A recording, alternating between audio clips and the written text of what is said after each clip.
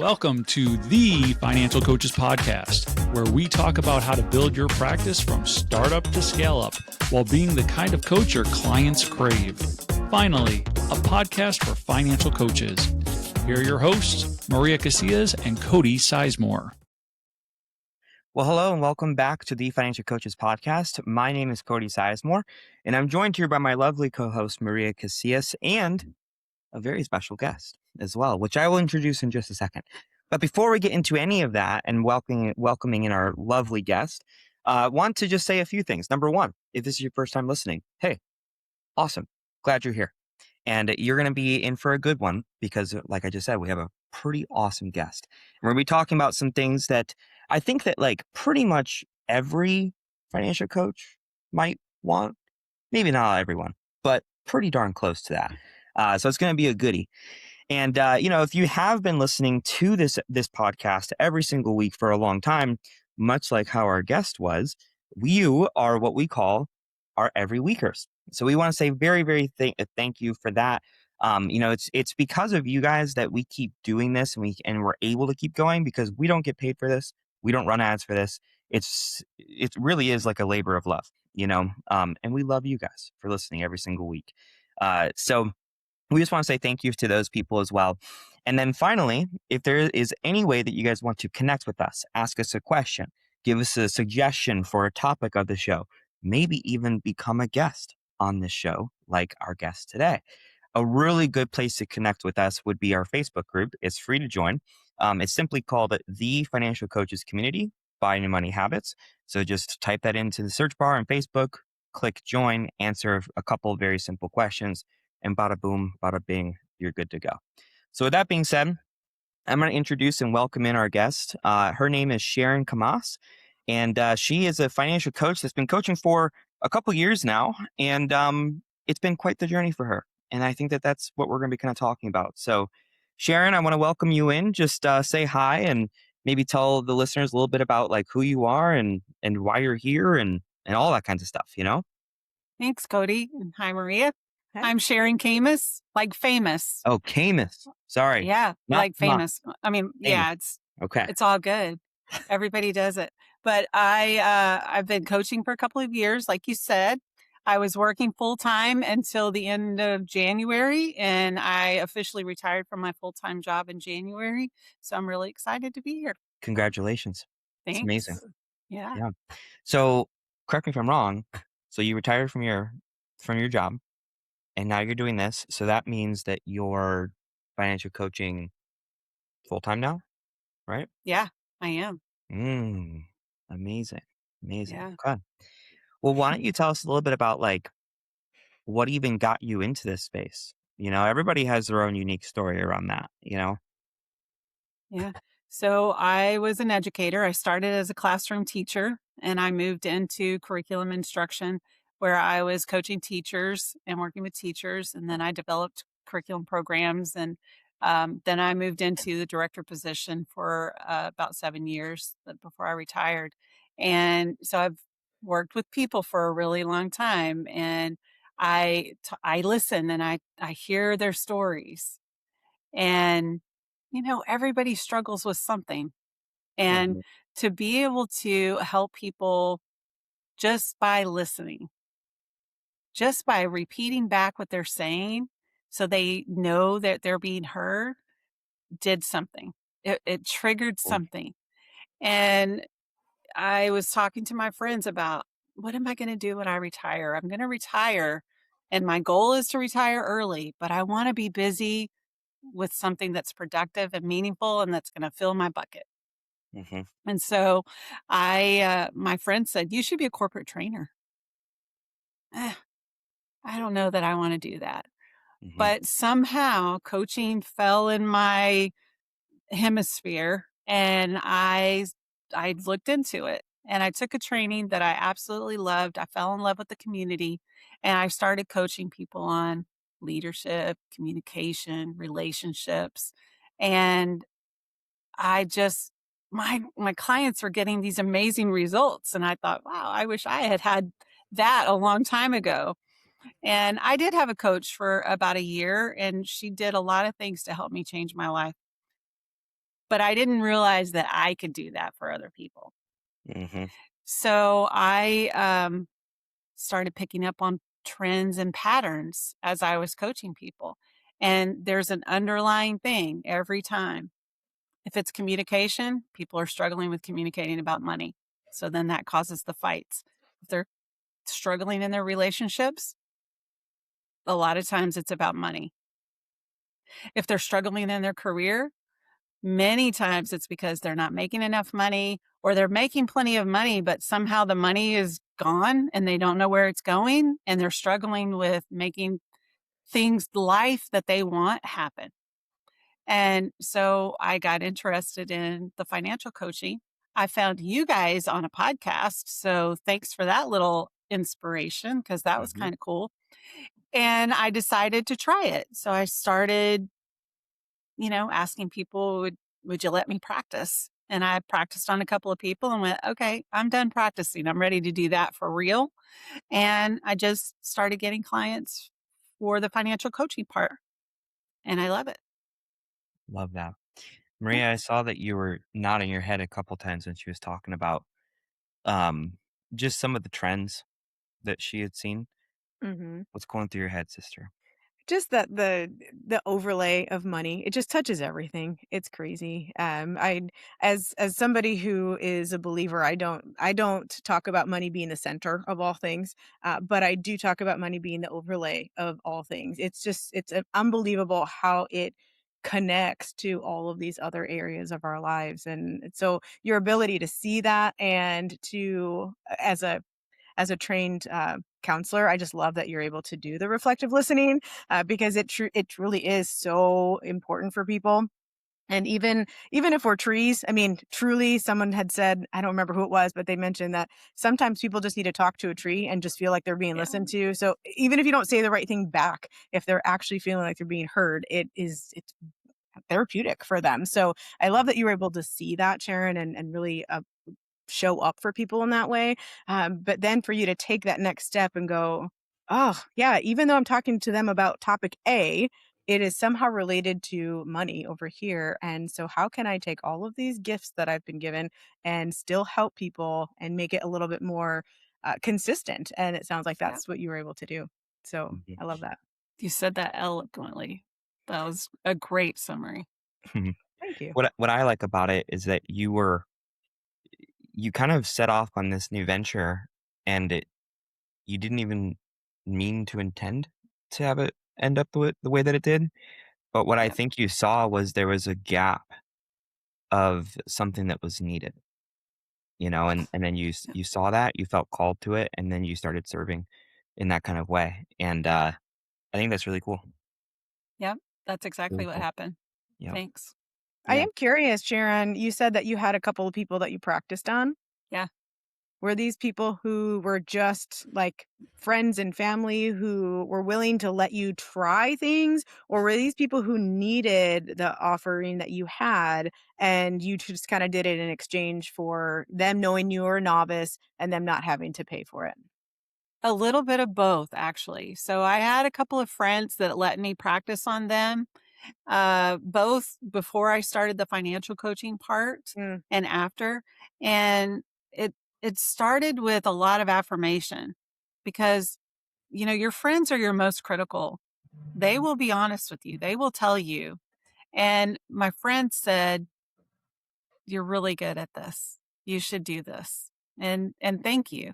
And then I met someone that I had worked with previously, and we met up again, and I said, "Hey, what's the biggest struggle going on with you right now?"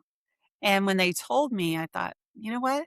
I'm developing some tools. I would love to practice that. And all I'm asking for is some feedback on the tools that I'm using.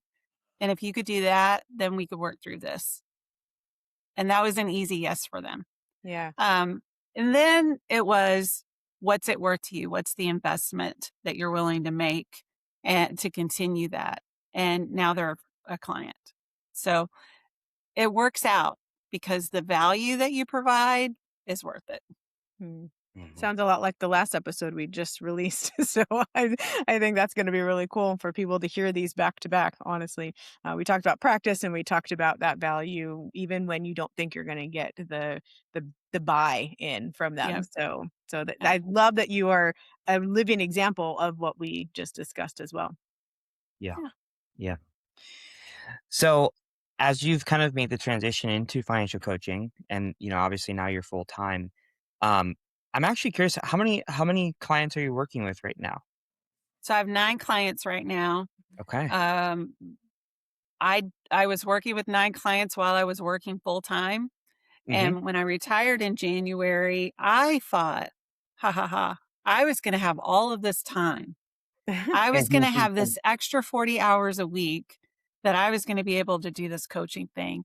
And it turns out that your time shrinks when you retire. The day is not as long as it used to be, and lots of things fill your day. And so I started doing some networking things. I'm attending some networking meetings, some networking events, and that's really been fun to expand my circle and get to know people at a different level and understand other small businesses and their struggles and really listen to what's going on with the other business owners in my area. Mhm. And that's filled some of my time, but it's also allowing me to expand where I can build some trust, some credibility, get some visibility out there. And it's an easy way to do that for me anyway. It's not easy for everybody, but it is easy for me. And that's been a lot of fun. That's what I've been doing.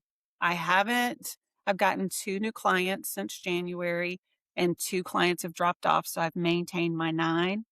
And that's a really good number for me. I have space for 2 more right now that I'd like to add. I'm expanding into small business coaching, financial coaching, Oh, so that cool. yeah, so we I can help those solopreneurs or the small businesses that have 1 or 2 maybe contract employees or they have 1 or 2 full-time employees. The biggest problem that I've seen so far that I hear other people saying is how they are mixing their business and their personal, Mhm. and Yeah, that's a big struggle for them. it's a big one. So those are, I mean, there's 3 or 4 really big topics that keep recurring over and over. Come tax time when you're a solopreneur and some businesses where the profit is really high on some months or some seasons and then it drops really low and then you're trying to pay your quarterly taxes and oh, I hit a season that was really low. How do I plan for that? Increasing the cash flow, paying themselves first, all of those things that I got really interested in as I've been talking to these small business owners over the last few months. Hmm. That's great. Do you typically do one-on-one coaching, Sharon, or have you branched out into group? Are you going into some of these other areas and doing more of the educational type, since that's kind of where your core used to be? Just wondering. That's a great question. It is so hard for me not to go into teaching mode. As Mhm. an educator, it's really hard. So I have to hold back a lot on my expert advice that's not expert at all. The client always knows better than I do. And I've done one on one so far. I've done 2 master classes, one for teens and one for adults. So it was a little bit of group things. I think I'd like to move into that a little bit. I would love to do a financial retreat where we do a full weekend of let's dig in and go through all the things. I have a lot of ideas swirling Yeah. that haven't come to fruition yet. Yeah. I relate to that. As you've gone through the process of making the transition into becoming a financial coach and then even, doing it full time as well, I'm sure that there's probably been some things that, as you've done your research or you've just been in this space naturally, that there's some things that maybe they're like misconceptions that people have around being a financial coach or going full time. Maybe there's like some myths that are out there. Um, Stuff like that, what's kind of come up for you in that kind of space too? Because I know, again, like there's a lot of people who listen to this podcast who are thinking about being a coach. Like they're not a coach yet, or they are a coach and they're struggling to find that first client or maybe their fifth client or whatever it might be. Um, for those types of people who might be in that kind of space, what do you have to share with them or for them rather? Yeah. So, one of the biggest misconceptions I think coaches have in starting a business is that if I get a website up or if I get my LLC or I make it official, then clients are going to flock to me. And that is not the case. You still have to hustle. You still have to talk to people. You have to be willing to get out there and put yourself out there. And you have to be able to build relationships with people so that they trust you enough to want to invest in you and invest in themselves. If people are going to invest in themselves, they have to see the value first. And just because you offered them something doesn't mean that they're going to grab onto it. So that's one misconception. I think people think that if they have a business name, people are going to flock to them. The Hmm. other misconception is that they're going to make a lot of money and it's going to be Right away. fast right away. It's going to be fast and making a lot of money. And as somebody that's been doing it 2 years, you can make good money, Hmm. but I don't know that it comes right away and that it solves all the issues. Hmm. I planned really well before I retired from my full-time job. If I were starting this career or this business from scratch and my household was depending on it, I would have done things a little bit differently and I would have given myself a bigger runway to build it because it doesn't happen overnight. So I would have given myself a bigger runway. I was able to do this because I was financially prepared to retire early from my career. So I did a lot of hard work prior to. I Hmm. also made sure that in the 2 years that I was coaching, that I was doing good things with the money that I was making. Hmm. So I was making smart financial decisions, even with my business, so that I could be in a situation that if I quit my job, I'm not sunk when I go into this business full time. So I prepared and I did a lot of work. But Cody and Maria, I also took action. I Yeah. didn't do so much time preparing and getting everything right that I waited. I I didn't have a website until about a month ago. Hmm. I Which I just to didn't make sure people understand, you've been coaching for how long? 2 years come And this Friday, you got the website how long ago? a month ago. Okay, please Yep. continue. Sorry. Yep, you're right. It's so important because so many coaches they they need to have their LLC, they need to have their CRM, all these acronyms. I feel like I'm in education talking about the Yeah. acronyms. They want to have the payment processing thing that they're paying for every month. They want to have the website. All of those little things that you don't need until you have paying clients. When I got something to accept payments was the night I got my first client and they were ready to pay. Hmm. And then I figured out which one I could get for free because I didn't know if more money was going to be coming in or not. Hmm. So I figured it out when I needed it. I Hmm. didn't wait and wait and wait to do all of those things. So that's another misconception, by the way, is that you got to have all those things ready before you can start your business. I tell people just coach. Just Hmm. coach. You may not even like it. Hmm. Mhm. So just start coaching. This may not be having someone else's, um, I don't want to say problems because it's not always problems. Helping people figure things out may not be what you love doing all the time. And I carry all of my clients' things with me all the time. If I see something, if I read something like, oh, I thought about them, let me send them this little thing. That may not be something you love to do. Another misconception Hmm. that everybody's going to love coaching. It's not It's for actually everybody. funny you mentioned that. I have like a little bit of both of those sides. So I love helping people solve problems, right? Yep. I love hearing their things, and I love helping them work through some of that. And I also will see things and think, oh, that would be really great for so and so, or this thing over here reminds me of Yep. their broader, and that's important, their Yep. broader situation. When it comes to all of the little details, I let go of those so quickly, and some people are like, "How is that even helpful?" I'm like, "I show up 100% when I'm there." But if I were to try to hang on to all of those things, and sometimes they are heavy things, sometimes they're Yep. not, they're just light but need to be worked through.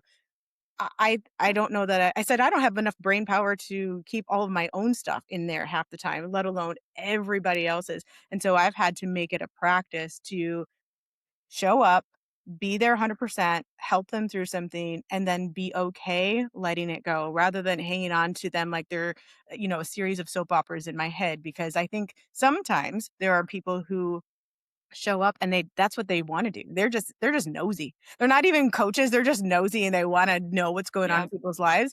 And I don't think that necessarily makes a good coach either. And so sometimes just being able to let go of that stuff is super important for your own mental health, honestly.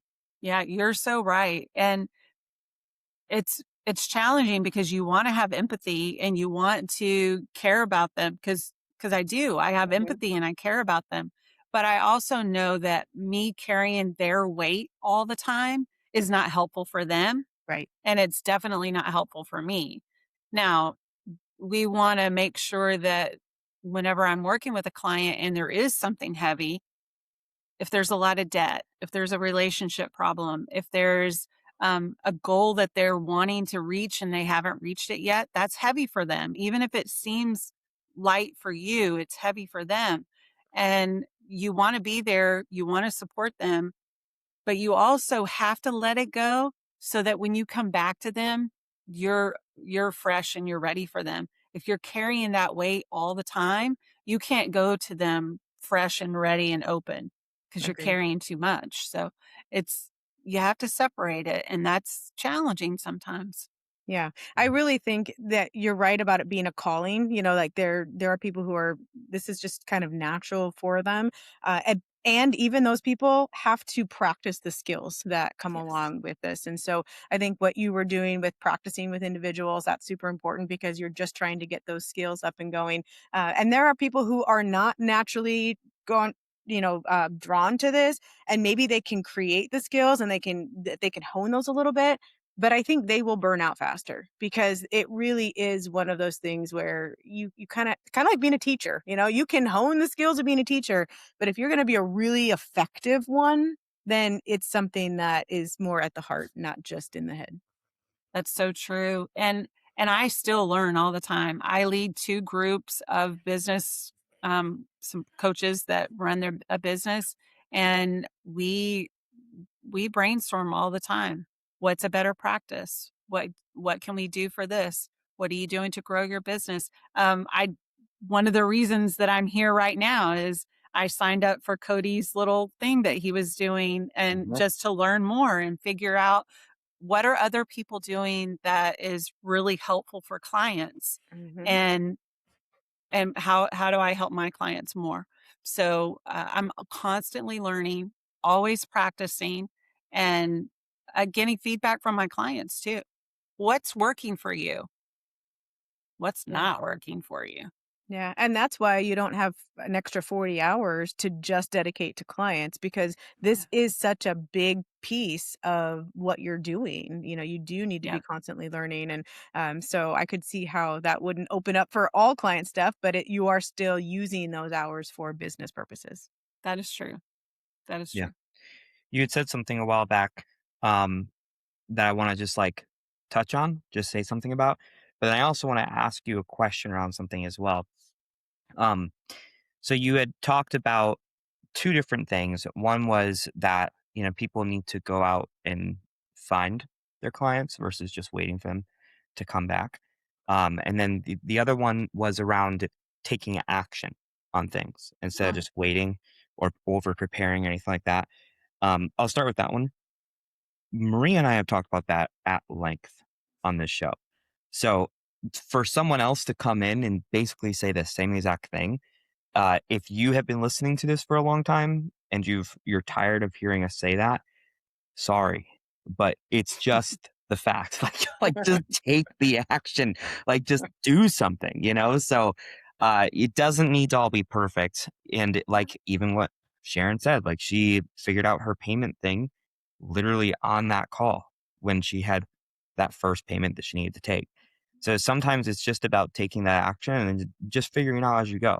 And I actually was meeting with the client the other day, and she's an educator in Tennessee, and her school system's kind of going through some changes. And she's like, I'm not sure if I'm even going to have a job next Oh, year, because is the school even going to be a thing? I don't know.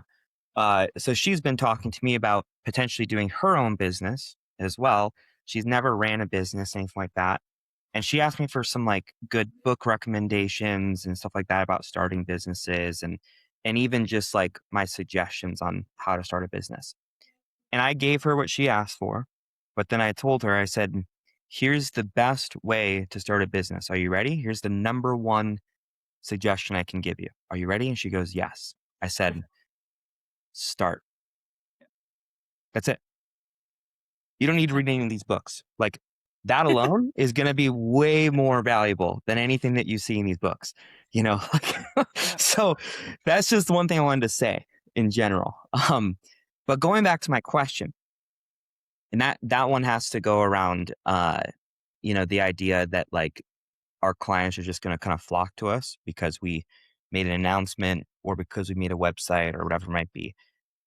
As we all know, that is not the case at all. Like we have to go out on the hunt. But there are people who get pretty uncomfortable about that. Maybe they're nervous that they're going to come off as salesy. Maybe they're nervous that, if they put themselves out there, what other people might think, their friends, their family. Um, or maybe they're nervous that they're going to get rejected. Mhm. So for that type of person, I already know what I would like to say to them, but I'm curious about what Sharon would like to say to those people. So take that in any direction that you'd like. Okay. So it's so true. Everything that you said about people not coming to you and you're having to get out and meet people and talk to people and do the work. And for people that are afraid of rejection, I would just say to them, what is the worst thing that can happen if somebody says no to you? You're going to be in the same place. You're going to be in the same place. You've lost nothing by someone telling you no. You've also might have learned something about how to approach it, how to say things differently. You might have learned what not to do. And from my experience, the whole salesy thing, if you are listening and learning about that person and allowing that person, whomever you're talking to, you're allowing them to share their story or share their troubles or share whatever it is they're sharing, and you're listening and you're genuinely interested in them, you're not coming across as salesy. Mhm. And people know it. They can tell if you're wanting to help them or if you're wanting to sell them. They can tell the difference from right from the gate. And I feel like that's something that when people talk to me, they know that I'm not in it for the money, that I'm in it to help them. And the money is an investment in themselves. Mhm. Because when you invest in yourself, you're going to get more out of it, whatever it is that you're doing. Think about it, Cody. If you paid $5 for the glasses you're wearing versus $500 for the glasses you're wearing, which pair are you paying more attention to and taking better care of? For sure, the $500 pair. For sure, the Yeah. $500 pair. And I'm not saying that you have to buy $500 pairs of glasses, but the story is the same. If you invest in yourself, you're going to pay more attention to the details. Mhm. Mhm. Yeah. I completely agree with everything that you said. I especially loved when you said, and for those of you watching on YouTube, you saw me like literally like point at Sharon. But you had said something along the lines of like, if you get rejected, then what's changed? Nothing, right? So you haven't lost anything from that, but instead you may have gained something. So you gained the knowledge of, hey, what can I do differently for the next Uh-huh. person? You know, what can I do differently on my end to help someone a little bit more, to bring more value to these calls, whatever it might be.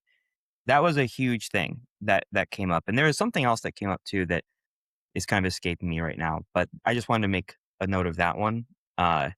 That, sometimes the best way to get to the yes is through a land of The no's. no. Yeah. And So, let me add, Cody, that sometimes you also aren't talking to the right audience hmm and or your message isn't clear. hmm If people don't understand what your value is or understand what you're offering, then they can't say yes to it. If they are confused, and this isn't anything, by the way, the little relationship tidbit.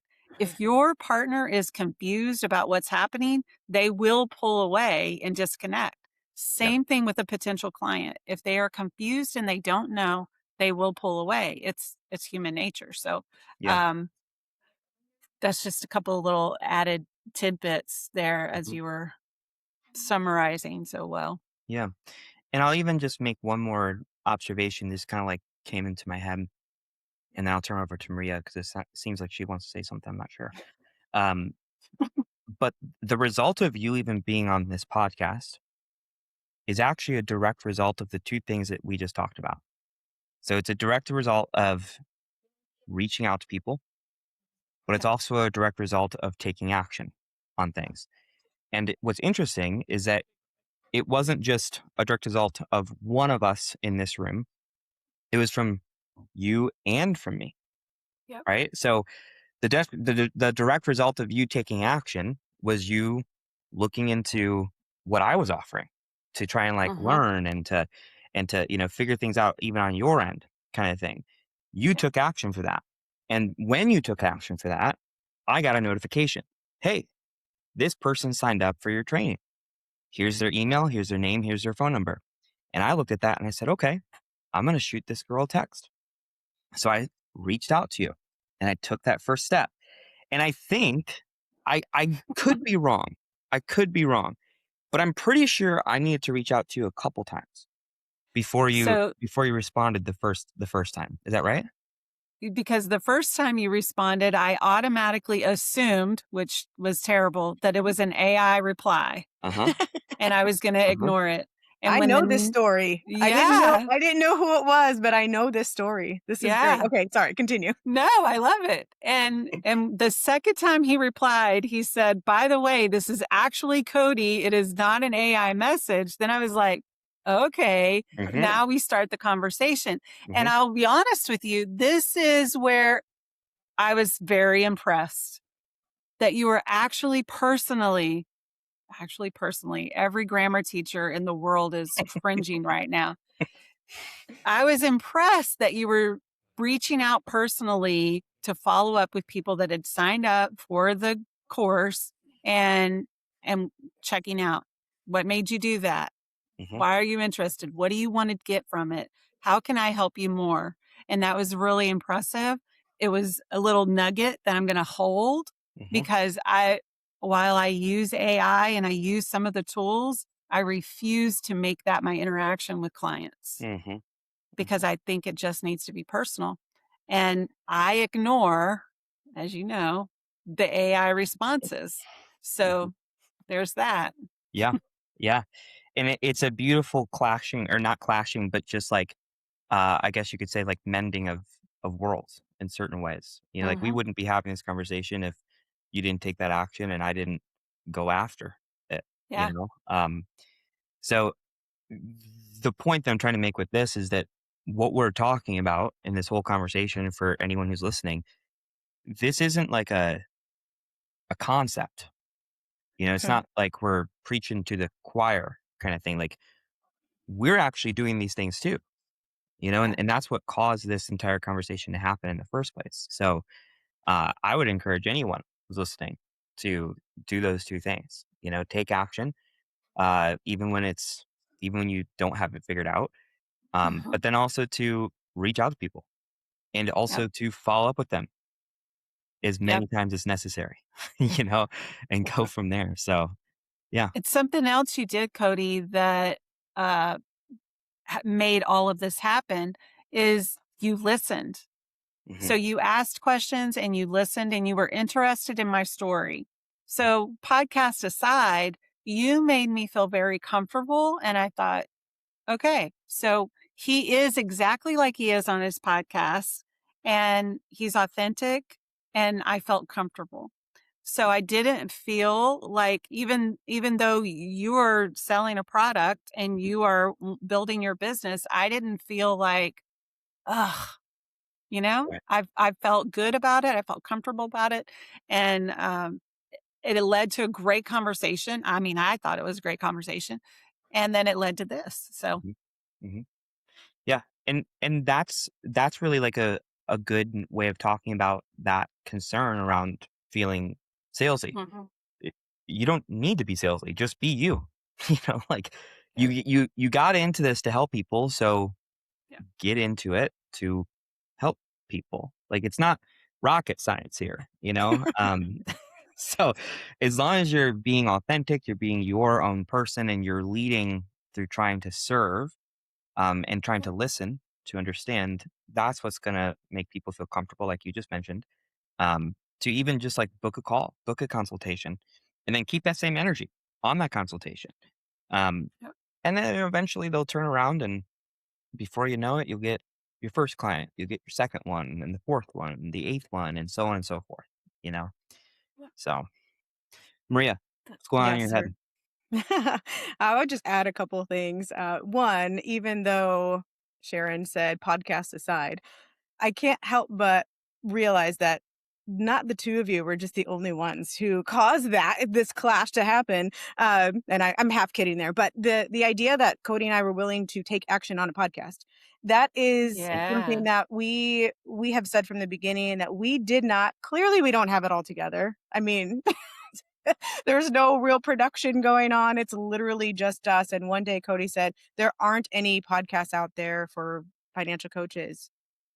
And I said, why don't you make one? And I didn't really think he was going to ask me to do it with him. But he said, well, would you do it with me? I guess. And that we literally just hit record one day. Like that's how this started. And so I just want to let you know that all of these things that we're talking about are not just, with your clients or with your business. If there's something that you want to do or a need that needs to be filled, just try. Like, what's the worst thing could happen? And the other thing I was just going to add is that when you are authentic, that is so much easier. Like it was Ah, easy, Sharon, for you and Cody to connect because Cody didn't have to keep up with a facade that he had been putting out in the universe for other people to think that he was a certain way. When you met him, you were like, oh, yeah, this is totally the dude who's on there. And, all of our foibles and mishaps, we just leave them there because we want you guys to know this is really who we are. Because if we were to produce this in such a way that I sounded put together all the time and then I didn't have all these foibles, the minute that you meet me in person, you'd be like, oh, you're way less intelligent in person than you are on that thing. And I don't want to have to try to keep that up. So anyway, the more authentic you are, it's not just about being authentic, your authentic self. Those things drive me a little bit crazy, but it's just truly showing up as who you are. And then yeah, it will be easy for people because if they don't like who you are, if they don't like what they see, then they'll just turn you off and that's they right. won't try to contact you. And that's okay. It won't be something that you have to keep up. Because those aren't your people anyway, That's right? right. That's And the word authentic or authentic self is overused quite a bit. And I know Sure. I've said it a couple of times, but it's something that I think if we say it in the right way and show people that you don't have to be a facade in some circumstances or some situations and then try to be yourself, because what you said was so true. It is exhausting trying to be somebody that you're not. Yep. So it's just easier. Just be yourself. The right people will come along. Your people will find you when you are yourself and you are getting out there and meeting people. Mhm. I'm not going to say they will find you if you sit back and do nothing, because they won't know where to find you. Right. So you've got to get your visibility there. But I agree with you wholeheartedly. And as far as your podcast goes, that's what's so attractive about you guys. So keep it up. And by the way, you are Yeah. perfect. Well, we appreciate that, Sharon. She laughs at me. All righty. So we're going to wrap up today's show. We got a couple things to do on our end as well. So a couple things before we do that, though. First and foremost, I mean, thank you for being here, Thanks and for for the good having me. conversation. I think that, for the people who are thinking about becoming a financial coach or people who have, and they're looking for that first couple clients, I think that this was a really, really valuable show for them. So we just appreciate you, and I know they do as well. So thank you for being here. Thank you. Where can people find you if they ever wanted to like connect or, learn from you or whatever it might be? Well, thank you. I'm on LinkedIn. You can email me at Sharon@kamascoaching.com. Kamas, Kamas. And, or you can go to my new website that's still in draft, but it's kamascoaching.com. It's not perfect, but it's okay. It's there.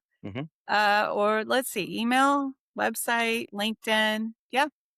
Awesome. Oh, I'm on Facebook too. You can reach me on Facebook. There you Kamas go. Coaching. Awesome. Yeah. So if anyone, got a lot of value from this show and they want to take that next step and talk to Sharon a little bit more, just feel free to reach out. But again, Sharon, thank you so much for being a part of this Thank you, today. guys. And we appreciate it. And hopefully we'll have you back here in the future as well. I would love that. You guys are fun. It Thanks. was a pleasure meeting you. Thank you. Pleasure meeting you guys. All righty, guys. Well, thank you for listening to this episode of the Financial Coaches Podcast. We'll be back next week with another episode, so make sure you check that one out as well. Take care.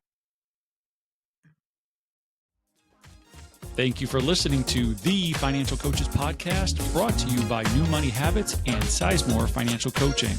Submit your questions to our hosts by emailing podcast@newmoneyhabits.com. Be sure to subscribe to be notified of future episodes and join our growing group of like-minded coaches on Facebook. And until next time, happy coaching.